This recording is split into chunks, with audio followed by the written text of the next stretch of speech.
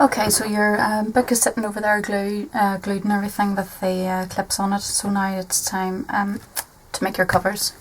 So I've just taken this piece of paper and folded it in half as representation of my signatures that are over there drying at the minute, so I know what size to do the covers and the spine. Now we already know from doing the piece of cardstock, we know how wide the spine is, so it was just under 1 centimetre wide, so I'll probably do my piece of mount board at about 1 centimetre wide as well. I know my my pages are A5 in size. Now you don't want to cut your, I'm using mount board, 2mm mount board, but you can use chipboard, you can use any cardboard you have. I mean, you don't need to use mount board, you can use anything you want. Put cereal boxes, use cereal box cardstock if you want, just glue them together just to make a good sturdy piece of card. This is just 2mm mount board, I like to use it. I know our signatures are A5 in size, but you don't want your cover to be exactly the same size as the signatures, so you want them to be a little larger. So this is the size of my signatures, so I'll just measure it here. So it's 8 1/4 by almost 5 3/4 inches. So I will make my covers, because the spine is going to be there as well. I can do it the same width. I can do it the same width as the page, or just a wee section, maybe just a 1/4 inch larger. But the height needs to be a wee bit longer. So what did I say? 8 1/4. So we'll do 8 1/2 inches by 6 inches. So I just cut my mount board. So what did we say? 8 1/2 inches. So that's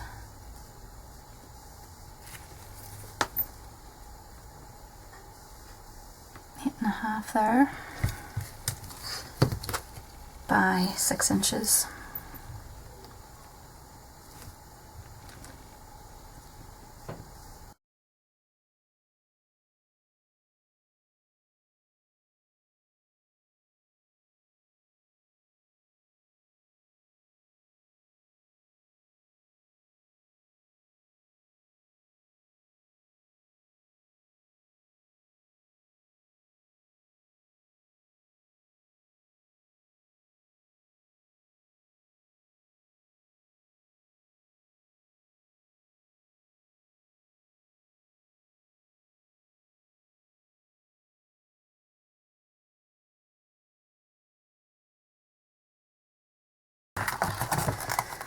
And there's one cover.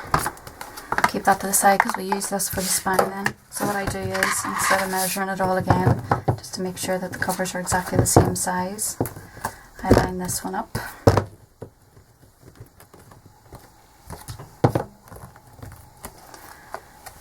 And just draw the line.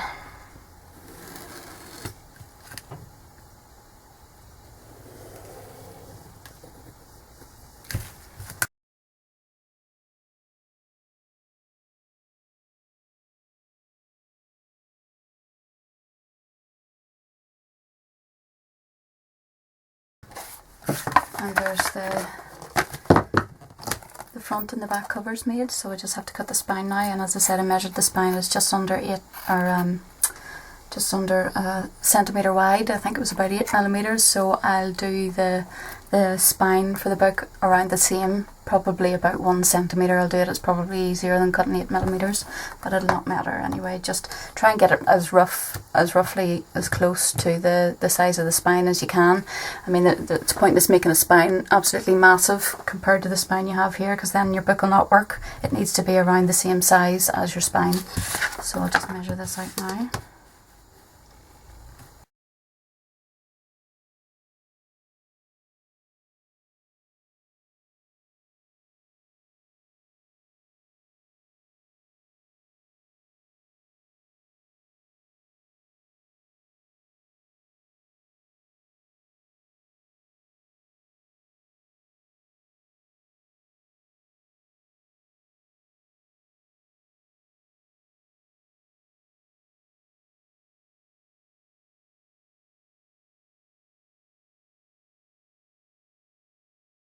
And there you go.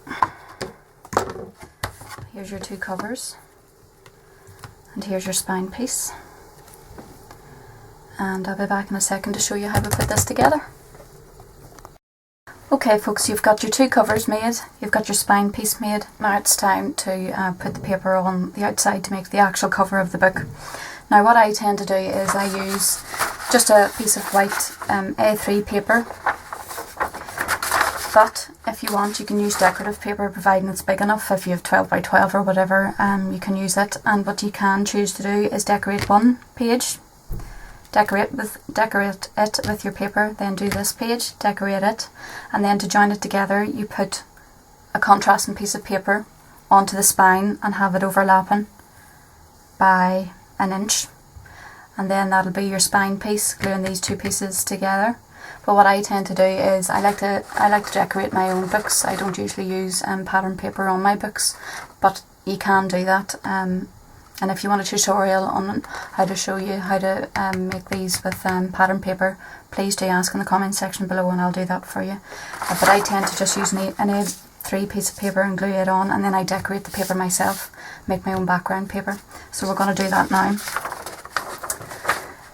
I have laid the paper or the book covers down, and I've lined them up with my grid here so I sort of know where everything is and it's lined up straight. I've put my spine piece down in the middle and I've left about 1/2 centimetre, 5mm gap between the spine piece and the two book covers. So what's that? 1/2 centimetre is about, it's just under 1/4 of an inch. And then I lay my ruler just down at the bottom here just to make sure that I keep everything where it should be. And what we're going to do now is we're going to add glue onto the book covers for the paper to glue onto it. So this is where I use my mix. This is my 3-to-1 mix. I don't have very much left. I'll have to get some more, mix them up. And I use a foam brush. Now whenever you're painting this on, this is going to move, but this is the advantage of having it lined up with your grids and having the ruler on the bottom, so you know where it can all go back to. So I'm just going to open this up, give it a good shake, and make sure that I get it out to every corner and I get glue absolutely everywhere on the piece of mount board. If you leave a wee section that hasn't been glued, you'll find when you put your paper on and you smooth it out that there's an air bubble. So you want to make sure that you get glue all over it. Just put that back. As you can see, there's a bit of movement.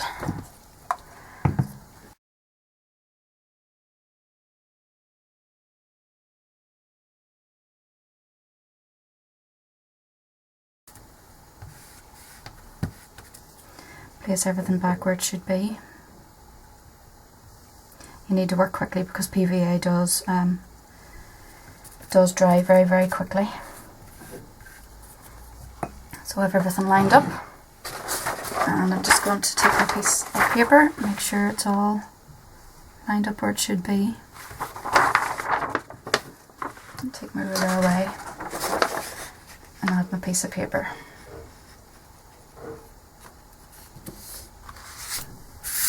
And press down. Give it a good press out to all the corners, all the edges. Make sure you squeeze out any air that could be in there.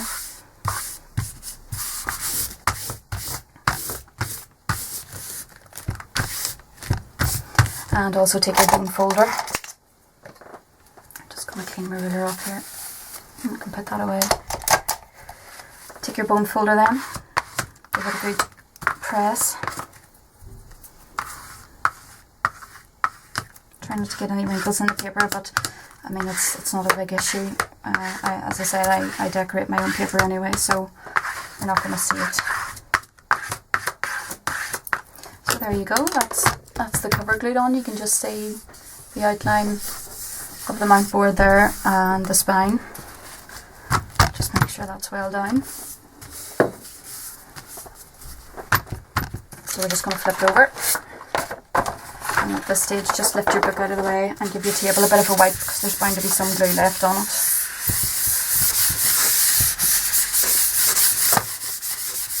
Give it a good clean. There we go. So there we are. This is going to be the outside of your book. And And here's the inside of your book. So I think I showed before in my craft organizer how to do all this, so I might end up fast forwarding through this section because it is in a previous video, but if you can go back and refer to it, it was the craft organizer. So I'm going to glue down my sides. So what I do is I take my bone folder, the pointed tip, and I just run my bone folder down the side of the covers and along the top. This just makes the paper easier to fold. So just do that. Do it gently so you don't rip through the paper. And just start working your paper. Press it down. I tend to do one side and then do the opposite side. So just give that a press down. And fold this up. Give it a wee press down with your bone folder. And even run your bone folder along the seam there. Just make sure the paper is straight. And then fold it up here, run it along.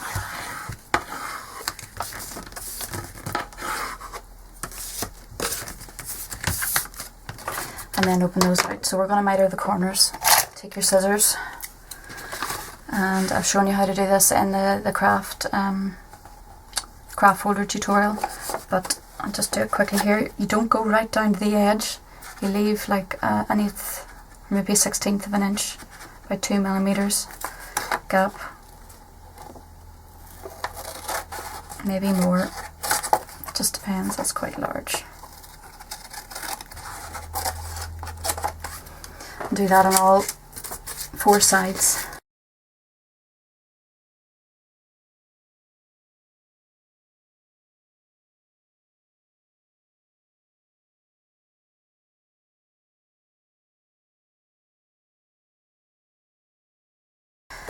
And then we're going to glue our sides down. So depending on where you start. So if I start with this flap, I do this first and then glue the opposite side to it. Or if I start here, I'll glue that down and then go to the opposite side of it. So I'll start down here. There's probably a bit of glue left in my foam brush.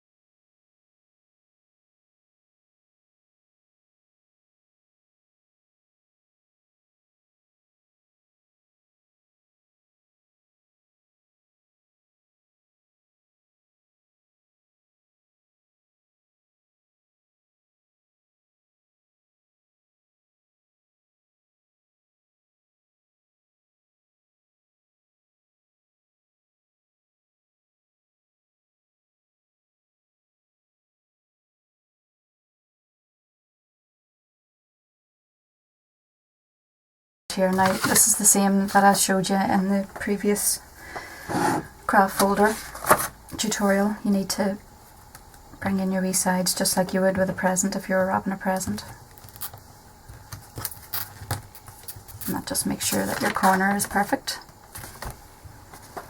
I'll just show you, if I was to wrap this over without tucking in the corner, you would have, just turn it around here, see this wee bit of paper sticking out? You'd have that on all 4 corners. So what you do is you just take your bone folder and tuck that in. Just fold that wee corner in. And then whenever you turn it over, you've got perfect book corners and no wee bit sticking out. So let's do that to that side and this side. That's why you don't cut right down to the corner of the book, because if you were to do that then you'd have a piece of paper missing in your corner and that would cause tears then in your paper and on the cover and the corners of your book. Tuck that in, tuck this side in, and then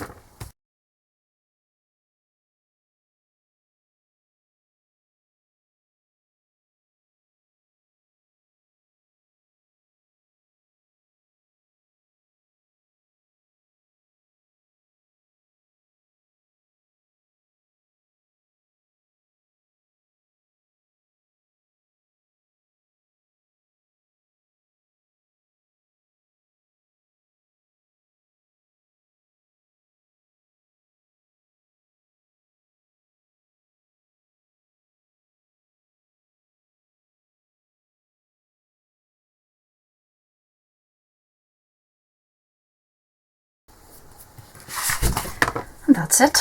That's how you make the cover. And then it's just a matter of putting it all together. So we just let this dry for a few seconds because, as I said, I'm just using A3 copier paper really, so it's quite thin. So as soon as you put wet glue onto this, it does soften the paper quite a bit and it saturates into it. So you just need to be careful that you don't have any tears anywhere. So I do set this aside and let it dry before I start creasing. But I'll just show you now that you need to start working. Once this is dried for a wee bit, you need to start working your creases. So I just work it like that and then pull it back like this up to the line of the spine, and do the same here at this side, and then that gives you that lovely crease down the side of your spine that you find in books.